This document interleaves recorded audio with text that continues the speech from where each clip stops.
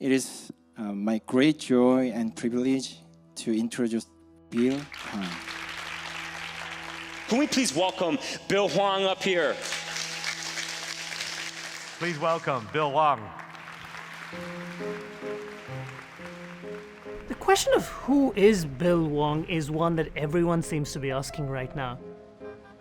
Here's someone who really was not on anyone's radar, and yet he was ranking among the world's wealthiest people. But now Bill Hwang and what has happened to his firm will likely go down in 2021 as one of the most remarkable stories of the year, not just because of the rapid rise, but the even faster implosion. He was an outsized influence in financial markets, but almost nobody had ever heard his name, and nobody had ever heard the name of his firm, Archegos Capital Management. This whole situation to me is like a string of "are you effing kidding me?" How could that many prime brokers be so dumb as to lever up one guy all on the same stocks? It really is every bank for themselves at this point. It was this one family office that caused so much mayhem.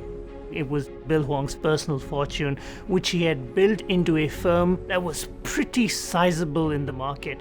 One way to measure this fiasco is by adding up Bill Hwang's losses, $20 billion, to the $10 billion that the banks have lost. In total, you've got $30 billion wiped out in the space of a week. Investors on Wall Street lose money all the time. But Archegos is almost unique in financial history because of the size of the positions that a single individual accumulated and the speed with which it unraveled. This is one of the most spectacular failures in modern financial history. No individual has lost so much money so quickly.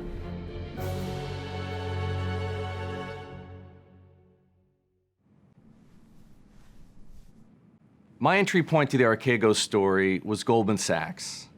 Very early on, Goldman emerged as a seller of almost $10 billion of securities on a Friday, dumping stock onto the market in a way that was exceedingly rare, almost unprecedented. And anytime I see the name Goldman Sachs, I'm always curious. And so I went down the Goldman Sachs rabbit hole and found out some interesting details about Goldman's relationship with this firm Archegos and the man behind it, Bill Hwang. It really goes back to the final days of March when you had this frenzy of block trades hitting the market. There were a bunch of big Chinese tech names, US media conglomerates, and across the board we were seeing the stocks falling. Everyone in the market was trying to figure out what the heck was going on. Bill Hwang's background is very different from anyone else that you've heard of at the pinnacle of Wall Street. Here's someone who grew up in a family of modest means in South Korea. His father was a pastor. He was assigned to a church in Las Vegas, and Bill Hwang and his family moved to the United States when he was about 18 years old in 1982. Within a few months of his arrival, his father passed away. He used to work night shifts at McDonald's. And it was on his mother's insistence that he go to college that he attended UCLA and subsequently earned a business degree at Carnegie Mellon. Back in the late 80s and early 90s, it wasn't so easy to get to Wall Street if you were an immigrant. He couldn't get a job at Goldman Sachs. He couldn't get a job at Morgan Stanley. Yet his dream was to come to New York City. So Bill Hwang ended up taking a job at Hyundai Securities. And he turned out to be a very good securities salesman at Hyundai Securities because he caught the attention of Julian Robertson. Julian Robertson is the famous hedge fund manager who founded the powerhouse firm Tiger Management. And so Bill Hwang became a Tiger Cub. The term Tiger Cub is used to describe the former employees, disciples, if you like, of Julian Robertson. Anyone who sort of worked with Julian Robertson had great success under him and then was able to spin out and start their own hedge fund or their own investing firm came to be known as the Tiger Cub. Julian Robertson seeded Bill Hwang's hedge fund, and that's what gave Tiger Asia its start. Bill Hwang's hedge fund, Tiger Asia, was a very, very successful firm. At one point, it managed $10 billion.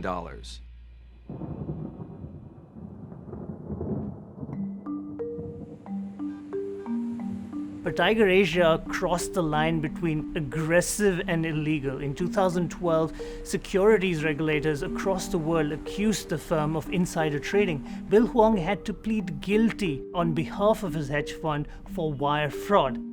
He had to shut down Tiger Asia. But after he settled that and he shut down his hedge fund, he started Archegos. Archegos is what's known as a family office. It's an investment firm managing money for an individual, in this case Bill Hwang, but instead of trying to start a new hedge fund with the taint of a securities violation, he would take the money that he had, something north of $200 million at the time, and invest his own money, hire his own analysts, do his own work, and make money that way instead of having to make money for clients. And he was incredibly successful. He did a couple of things that worked very well in his favor. The first was he invested in tech stocks.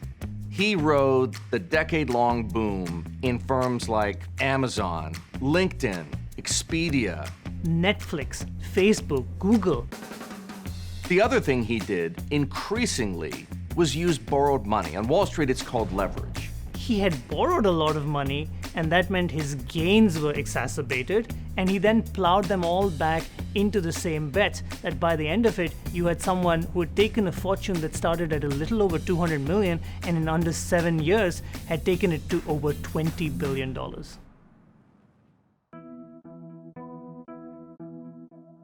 Jesus says, I'm the bread of life.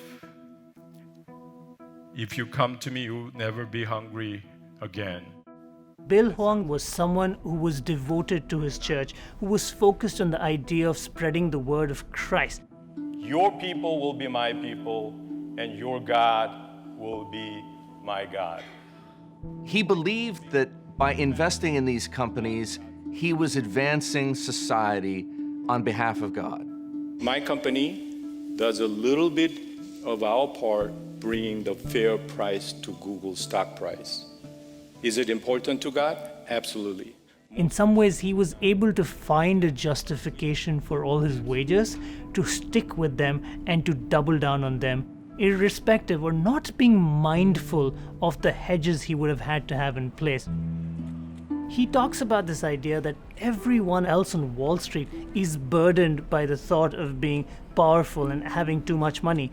And he says he doesn't feel it. He says he's not afraid of death or money. He says, I am just following God's word, and that is truly a fearless way to invest. He didn't live large. He didn't have a penthouse apartment in New York City. He didn't have a fancy vacation home in the Hamptons. He lived a relatively modest life in suburban New Jersey. He drove a Hyundai SUV. This is really a grown-up version of someone you will see on Wall Street Bets or Robinhood. This is someone who really likes a stock or two or three, would bet on it and stick with it and not worry about anything else. There was no complicated investing strategy here. God has clearly showed us what money does in a positive way. Here's someone who was completely driven by faith, who completely believed in the right of what he was doing and allowed that to become the driving force, not allowing any sort of distraction for self-doubt or even second thought in what he was doing. And that proved to be his undoing. On the afternoon of March 22nd, Viacom CBS announced a stock and convertible bond sale. The company wanted to raise $3 billion. Here was a stock Bill Hwang was really invested in. He had a huge outsized position in it. Every time the stock moved up, he would throw more money into it, and the stock would keep going up and up and up and up. Instead of helping the stock, this stock sale hurt the stock terribly. The following day, Viacom CBS went down 9%. On the Wednesday, it went down 23%. With the stock declining that far that fast, it forced a margin call. A margin call is a demand by Wall Street firms for more collateral. If you've borrowed so much money that all of a sudden there's no equity left after a stock drops that quickly, the firm will demand more collateral. If Bill Hwang has no money left or refuses to put up any further money, the dealing firm takes over his position. The Wall Street dealers pleaded with Bill Hwang to sell some stock so that he would at least survive. He might take some losses. From $20 billion, he might go down to 10 or perhaps even less, but he would live to fight another day. And Bill Hwang refused.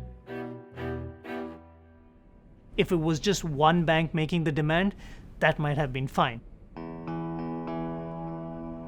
When all his banks made the same demand, you knew you had a problem, and really, that was the beginning of the end for Bill Hwang.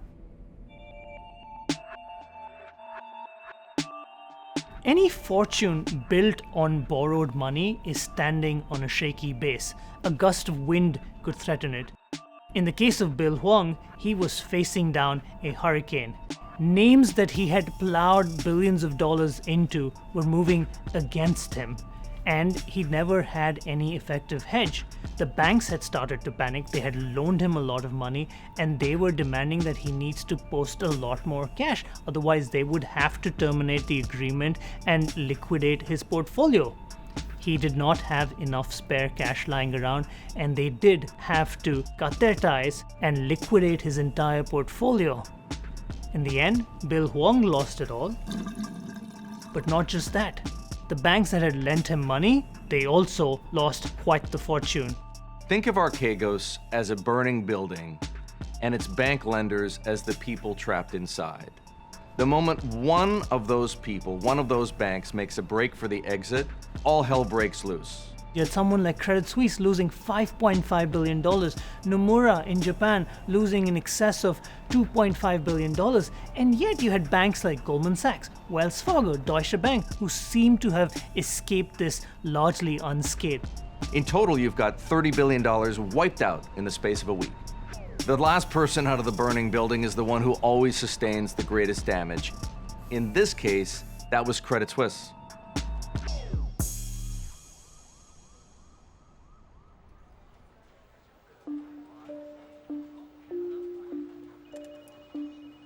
It was only in the days after that that we were able to piece together what really happened and the root cause behind it all. A whale is Wall Street slang for someone who wields outsized influence in financial markets. It's like looking at the ocean and seeing a glass-like surface, but under the surface is this enormous, enormous creature. That's what Bill Hwang was like to Wall Street. He was an invisible whale. Almost nobody had ever heard his name, and nobody had ever heard the name of his firm. And that all goes back to this financial instrument that he used, which was swaps. Now, what are swaps? Swaps are a type of derivative that allows you to effectively remain invisible. Instead of your name showing up in securities filings, it's the name of the firm you're dealing with that shows up. So it could be Credit Suisse, it could be Goldman Sachs, it could be Deutsche Bank. It's the banks that appeared as the stockholders, and he was the one benefiting from the move in the price of the stock. And that would allow him to remain anonymous through that process. The people familiar with Archegos, both its accounts and its positions, spoke to us on the condition of anonymity because they weren't authorized to comment. We don't really have a good idea what Bill Hwang has left. We know he's got a suburban home in New Jersey. We know he drove a Hyundai. Presumably he's still got that. But we're not aware of any other investments that he may have had. But with so little financial disclosure available, it's very difficult for anybody to have a really solid idea of what Bill Hwang has left after this collapse.